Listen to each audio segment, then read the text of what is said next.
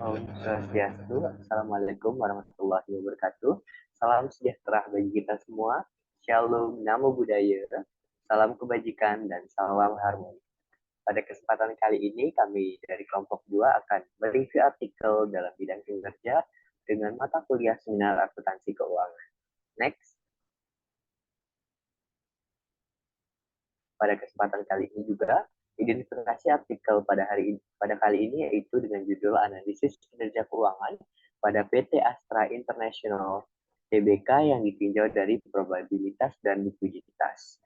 Dengan nama jurnal yaitu Jurnal Aktiva Riset Akuntansi dan Keuangan, volume 3, nomor 2, halaman 96 sampai dengan 103 tahun 2021 dengan penulis Nur Hidayah Al-Fadilah, Imam Setia Permana, Osirlen Clarissa Halim, dan juga Jordan Chan William. Dengan reviewer kali ini, yang pertama yaitu ada Putu Mahayana dengan NIM akhir 1001, yang kedua ada Gede Jody Rayadi dengan NIM akhir 1012, yang ketiga ada Eko Manggandi Perdana dengan NIM akhir 1014, yang keempat ada saya sendiri Wiranto Prasetyo dengan NIM akhir 1055, dan yang terakhir ada rekan saya Igede Kusuma Pratnya dengan NIM akhir 1099. Next. Sebenarnya artikel ini membahas terkait penelitian pada kinerja keuangan pada PT Astra International Tbk, di mana sebuah perusahaan ini yang berdiri pada industri otomotif yang terdaftar di Bursa Efek Indonesia.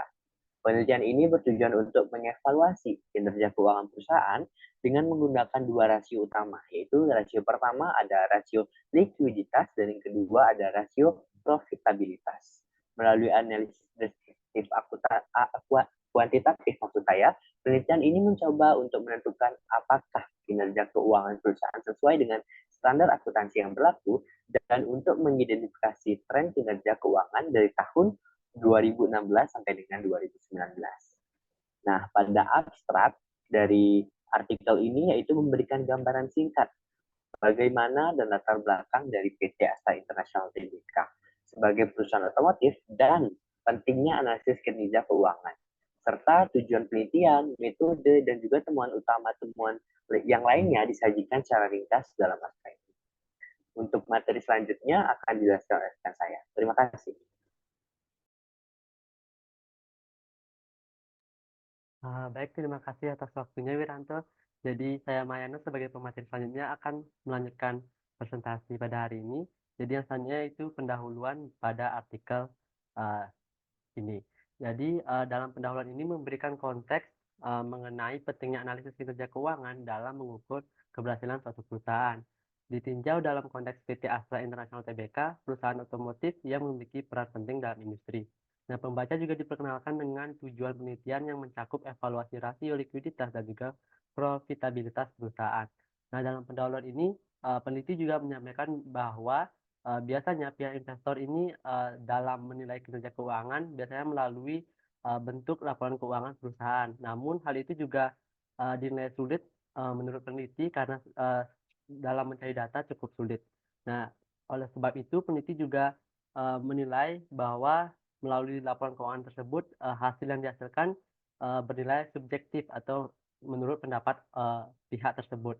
Nah, melainkan dalam hal ini peneliti ingin lebih tahu mengenai PT Astra International Tbk ini dalam kinerja keuangannya apakah baik atau tidak melalui rasio-rasio keuangan di mana itu bersifat objektif dalam penilaiannya. Nah, di mana peneliti juga menampilkan tabel mengenai data posisi keuangan PT Astra International Tbk yang di mana terdapat aset, liabilitas, ekuitas, dan juga pendapatan bersih dari PT Astra International Tbk dari tahun 2016 sampai 2019. Lalu selanjutnya yaitu mengenai kajian literatur. Nah, dalam artikel ini, kajian literatur ini memberikan pemahaman mengenai rasio likuiditas dan profitabilitas dalam analisis kinerja keuangan PT Astra International Tbk. Nah, penjelasan singkat diberikan dalam mengenai konsep-konsep ini serta relevansinya dalam nilai kinerja perusahaan seperti PT Astra International Tbk ini. Baik, sekian pemaparan materi dari saya. Untuk materi selanjutnya akan dijelaskan oleh rekan saya. Untuk Kusuma, saya persilakan. Baik, terima kasih atas kesempatannya. Di sini saya akan melanjutkan mereview terkait dengan metode penelitian. Nah, pada artikel tersebut, peneliti menjelaskan pendekatan penelitian yang digunakan, yaitu analisis deskriptif kuantitatif. Dan juga sumber data yang digunakan termasuk laporan tahunan perusahaan dan situs resmi. Juga diidentifikasi. Nah, ini membantu pembaca memahami bagaimana penelitian dilakukan dan bagaimana data dikumpulkan. Next. Selanjutnya terkait dengan hasil dan pembahasan. Nah, pada artikel tersebut, ini berisi hasil analisis rasio likuiditas dan profitabilitas PT Astra International Tbk dari tahun 2016 hingga tahun 2019. Nah, pembahasan tentang temuan tersebut juga disertakan termasuk interpretasi terhadap tren dan implikasi potensialnya terhadap kinerja perusahaan. Baik, sekian yang dapat saya sampaikan. Untuk review selanjutnya akan disampaikan oleh rekan saya. Terima kasih. Baik, terima kasih atas waktu yang telah diberikan pada saya. Di sini saya, Pemagari Perdana dengan akhir ANIM 1014 akan melanjutkan materi terkait dengan bab penutup. Nah, pada bab penutup ini telah memberikan ringkasan singkat tentang hasil penelitian dan menarik kesimpulan dari analisis yang telah dilakukan. Di mana beberapa rekomendasi untuk penelitian masa depan juga mungkin disajikan di sini, meskipun tidak dijelaskan dalam penjelasan artikel. Next. Nah, adapun kelebihan dan kekurangan dalam artikel ini, yaitu yang pertama kelebihan. Nah, kelebihan pada artikel ini, yaitu metode yang digunakan sudah jelas. Nah, artikel ini telah menyajikan metode penelitian yang jelas, mulai dari pendekatan yang digunakan hingga teknik analisis data yang diterapkan. Nah, hal ini memudahkan membaca untuk memahami langkah-langkah yang diambil dalam penelitian. Kemudian, relevansi dengan industri, di mana penelitian ini terfokus pada perusahaan otomotif terkemuka yang menjadi pusat perhatian bagi banyak investor dan pemangku kepentingan dalam industri tersebut. Kemudian yang ketiga, yaitu kesimpulan yang ringkas. Nah, meskipun analisisnya terbatas, artikel ini telah memberikan kesimpulan yang ringkas tentang kinerja keuangan perusahaan, di mana memungkinkan para pembaca untuk mendapatkan gambaran umum yang cepat. Baik, sekian pemaparan materi dari saya. Untuk materi selanjutnya akan dijelaskan oleh rekan saya. Terima kasih.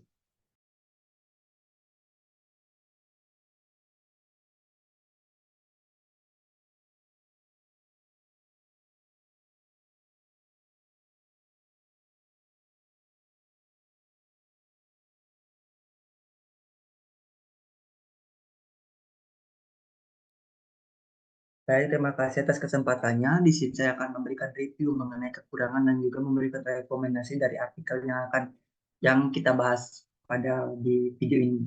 Nah, memberikan review berupa penyampaian kekurangan dan rekomendasi yang ada pada artikel tentunya memiliki tujuan. Nah, tujuan mereview kekurangan pada artikel adalah untuk memberikan umpan balik ataupun feedback konstruktif kepada penulis, membantu meningkatkan kualitas dan juga akurasi artikel tersebut, serta memberikan pemahaman yang lebih baik pada pembaca tentang isu yang dibahas. Lalu tujuan memberikan rekomendasi pada review artikel adalah untuk membantu penulis memperbaiki kelemahan yang ada, meningkatkan kejelasan dan konsistensi, memperbaiki kesalahan faktual atau interpretasi, serta memastikan bahwa artikel tersebut mencapai tujuan komunikatifnya dengan lebih baik. Jadi, adapun kekurangan dalam penelitian adapun kekurangan penelitian ataupun artikel yang kita review pada kesempatan ini, yaitu yang pertama, keterbatasan analisis. Artikel ini hanya memfokuskan pada dua rasio keuangan, yaitu rasio likuiditas dan rasio profitabilitas. Pendekatan yang lebih komprehensif dengan menggunakan lebih banyak rasio keuangan bisa memberikan gambaran yang lebih lengkap tentang kinerja keuangan perusahaan. Lalu yang kedua, ada keterbatasan data. Nah, penelitian hanya menggunakan data keuangan dari tahun 2016 hingga 2019. Menggunakan data historis yang lebih luas dapat memberikan wawasan yang lebih baik tentang tren jangka panjang dan juga faktor-faktor eksternal yang memengaruhi kinerja perusahaan. Kemudian yang ketiga yaitu keterbatasan kesimpulan. Meskipun artikel memberikan kesimpulan tentang kinerja keuangan perusahaan, tidak ada analisis mendalam tentang faktor-faktor internal atau eksternal yang mungkin mempengaruhi kinerja tersebut. Oke, next. Nah, adapun rekomendasi untuk artikel ini yaitu diversifikasi analisis.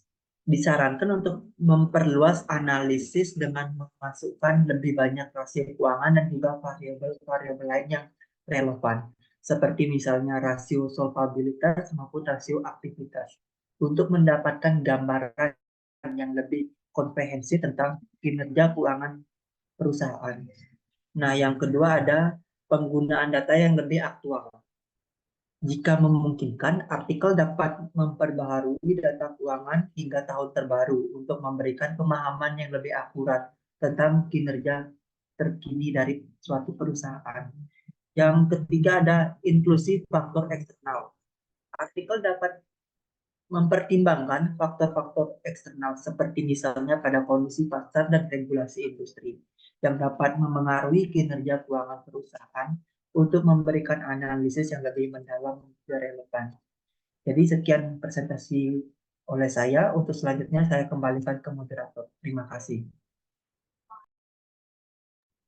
Baik, terima kasih atas materinya, rekan sekalian. Jadi izin memberikan sedikit kesimpulan, di mana pada reviewer kami kali ini bahwa sebenarnya penelitian ini sudah memiliki kelebihan yang cukup signifikan, seperti metode yang jelas, relevansi dengan industri dan kesimpulan yang sangat ringkas. Mungkin sudah dapat dikatakan artikel ini baik, namun masih saja memiliki kekurangan keterbatasan seperti analisa maupun data dan juga keterbatasan dalam kesimpulan. Sehingga pada kesempatan kali ini kami para reviewer memberikan sedikit rekomendasi yang mungkin akan membangun pada penelitian-penelitian selanjutnya, di mana diversifikasi analisis yang disarankan untuk diperluas lagi. Kemudian yang kedua ada penggunaan data yang lebih aktual dan juga inklusi faktor eksternal yang dimana dapat mempertimbangkan faktor-faktor eksternal dalam mengembangkan penelitian atau artikel pada kali ini. Jadi sekian presentasi dari